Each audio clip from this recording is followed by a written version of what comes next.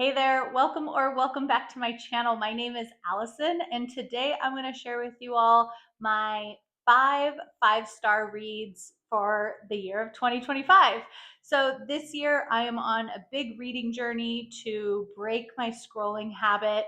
I've set a goal for myself to read 35 books, and I know in the world of YouTube and BookTube that doesn't sound like that much, but coming from a person that on average would read 10 to 14 books a year, reading 35 books this year in 2025 is a big goal of mine. So I would love if you've subscribed to follow along on my channel. I also share a lot about my clean and green beauty because I'm doing a Project Pan and a low buy year.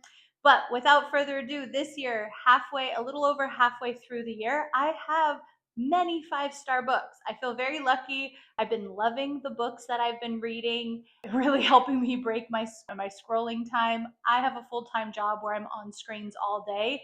After work, not doom scrolling, especially in 2025, has been so nice to dive into these books. So without further ado, let's get into the five-star books that I've read so far this year in 2025.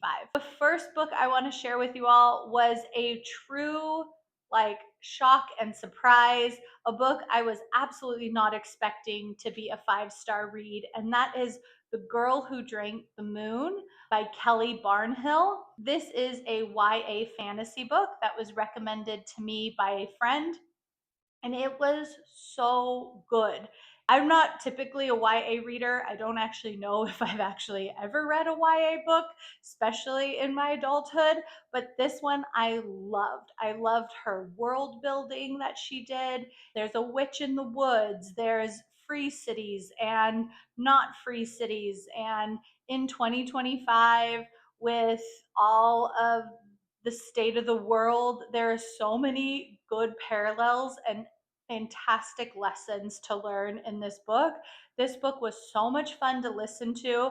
I actually listened to it with my husband on a lot of our summer road trips. It was just such a joy to break up long drives with diving into such a great story. So this story follows a child from birth to 13 years old.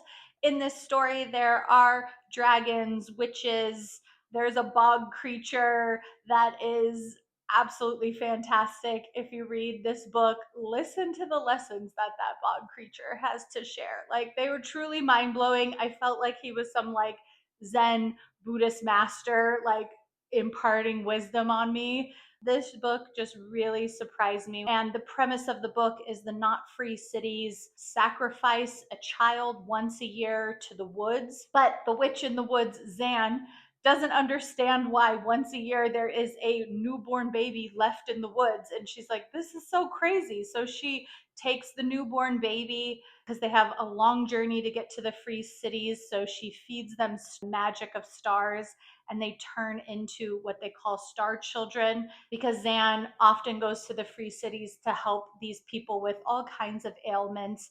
So they gladly adopt these children into their homes and give them great lives.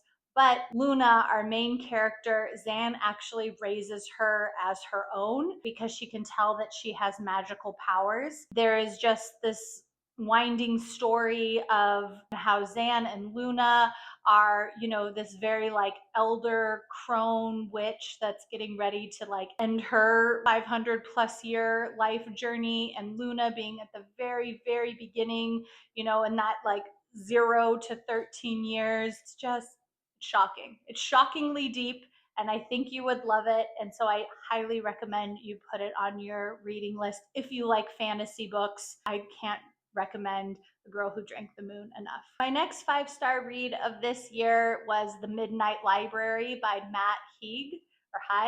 I know that this book is pretty polarizing. There's some people that love it and some people that think it's not great and it's self-help hidden as fiction. I can definitely see that critique of it, but I really loved the way that this story was told through The Midnight Library. So if you're not familiar with this book, it came out in 2020.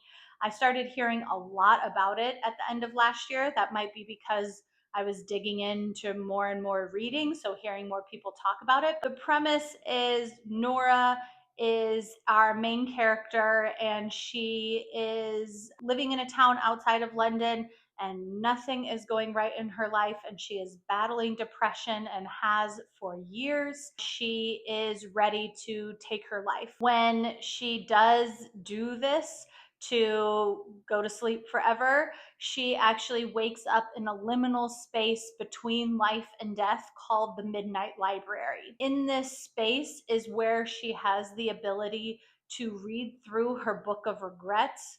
That is this heavy, heavy piece of literature that she can only read a few paragraphs or a page or two at a time. She can also choose stories that she can, when she opens up to begin to read them, she gets sucked into the book and she goes and lives that life path. That life path of become, if she never quit swimming and became a competitive swimmer, what would her life have been? If she never quit the band that she was in and she continued to play music, what would her life have been? And at every single turn, she sees and learns lessons along the way that every life has ups and downs, every life has heartbreaks and triumphs. And again, I see people's critique of it like simplifying it too much, but as someone that often, as I am, thinks about and really feels like how finite life is and wants to live so many versions of my life, I found this book really fun to read, to be able to just like chapter after chapter travel with her to all these different timelines of her life, to see that regardless what you choose, you will have challenges. Regardless what you choose, you will have joy. That is truly the lesson of the Midnight Library. And so I think that if that intrigues you, if that kind of like sci-fi storytelling is interesting, it's a pretty short novel, just under right at 300 pages. So it was a really quick read. And to me, I thought it was great and I gave it 5 stars. My next 5-star book of this year is Malibu Rising by Taylor Jenkins Reid. This is also an older book. This book was published in 2021, and I loved this book. This book I read at the very beginning of this year, right after all of those absolutely devastating fires that took out the Palisades and Altadena and many other neighborhoods throughout LA. Being born and raised from Southern California and still living here, I live out in Joshua Tree, California. There's a lot of connections, and a lot of people that live out in that area. So that tragedy just like was so present in that time in all of our lives here in Southern California. And so to pick up this book and have the very first chapter talk about a devastating wildfire going through Malibu and Malibu Canyon in the 50s and then again in the 80s, and that's like the time frame in which this story is told, just felt so pertinent because Malibu is like just north of Palisades, if you're not familiar with Southern California.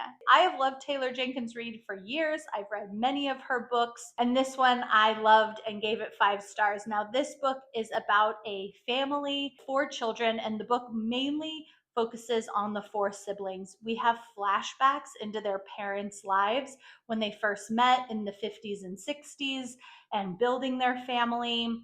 And then the entire book, besides the flashbacks, actually takes place within a 24-hour period. And there is so much drama that happens in that 24-hour period amongst the family, amongst each of the siblings, with their partners or friends. Like, if you like drama and you like a page turner, I would absolutely recommend this book. It was so interesting to read a book that had so much like character development and interpersonal relationships, but all smashed within this 24-hour period from 7 a.m. in the morning, the day before this big annual party that is thrown in Malibu by one of the siblings, to 7 a.m., like the day after the night of the party.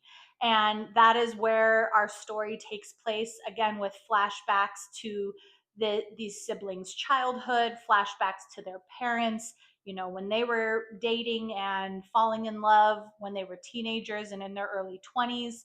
And Malibu, it's so interesting because now it is so developed and full of millionaires and probably billionaires nowadays. But in this time in California's history, it's very quite rural.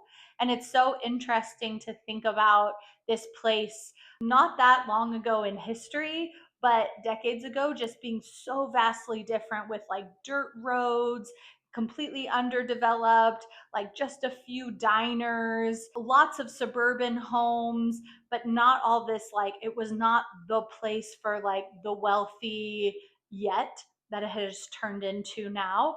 So it's just so interesting. And in the 80s, it absolutely started to become that. So you see this like chunk of history in California's or in Malibu's timeline. And I think being a Southern Californian, I related and found that part of the book really interesting. But in general, Taylor Jenkins Reid is an incredible author. Her stories move so quickly and she like develops her characters so well, and you want to know what's happening with them and you get very invested very fast. If you want a time period piece from like a flashback to the 80s, which was really interesting to read a book back from that time period, a drama filled 24-hour time period, I would highly recommend reading this book and think it would be great read for the summer since it's so beachy. So if you're looking for a summer read, I would definitely recommend Malibu Rising. Sorry about the light changing, just battling sunset, and I thought that that was like really washed out. Maybe it's a little darker now, but I think it'll be okay. My next 5-star read is The Wedding People by Alison Espach, and this book was published in 2024. I read it a few months ago and I get the hype. It came out last year and I was hearing tons of people talk about it. I very much enjoyed it. Just like Malibu Rising, this book follows a very short period of time. This book, instead of 24 hours like Malibu Rising, is a full week. Follow Phoebe Stone as she is at this hotel where she is the only person that is not a guest to this very expensive wedding that's happening on the property of this high-end boutique hotel on the East Coast. So Phoebe Stone has decided to go there and only check in one night.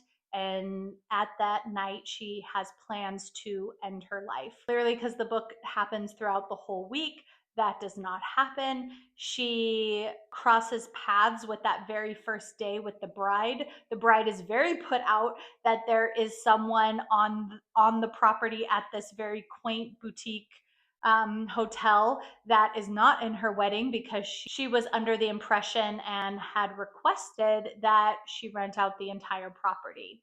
But somehow Phoebe Stone gets in because there's some glitches in the system. The book is kind of focused around that really like very early post-pandemic life where like the hotel is understaffed. We follow this story. It's very character driven.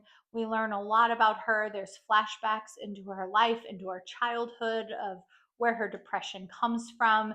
It's and we also get to know the bride and that character and what she's dealing with grief, trying to prove herself. If you like a very character rich book, a book that really builds up and you really get to know the people, watch them go through really challenging times and really exciting times that like your wedding should be. For other reasons, it's challenging. If you haven't already read it, because I know a lot of people have, I would highly recommend reading The Wedding People. For a more lighthearted book, my next 5-star read is The Good Part by Sophie Cousens. This book was published in 2023. I have read, I think, 3 or 4 at this point, Sophie Cousens books, and I really like her writing. Her books are definitely categorized as romance, but they are more closed door romance and really focus on the woman coming of age. Because she is an England based writer, a lot of them focus around London. So if you like stories based in the UK, I would absolutely recommend checking out this author. This book specifically, I really enjoyed because there's kind of a magical element of time travel in it. Our main character, Lucy, is having just a terrible time in her mid 20s trying to build her career in TV, living in a really dodgy, damp, gross flat with a ton of roommates, can barely make ends meet, can't even really afford like a happy hour pint at the pubs, and is just really down and out. She can't find love and has no luck dating on the apps. And one night, when her shoes fall apart and it's raining and she's lost and like all these things, she finds herself in like ducking into a little deli to have a moment to break the rain, and ends up putting in a coin into a wishing machine and makes a wish that she can skip to the good part of her life, because she knows that it's out there. Like she knows that in her future she's going to have a really good part of her life. No surprise, wakes up the next morning in a completely different bed in an older body, which is very interesting to watch this character deal with the fact that she went to bed at like 26 or 27, I believe, and wakes up like 42. She has kids and a husband and like all these things. And I love the magical element of it, but I love mostly like following this Lucy character, realizing that's the journey of our lives where we get like beat up along the way and we learn our lessons and we experience our joy, and our heartbreak is like what this journey of life is all about. And so, much like the Midnight Library, I am seeing a theme as I am explaining my top 5 books to you all.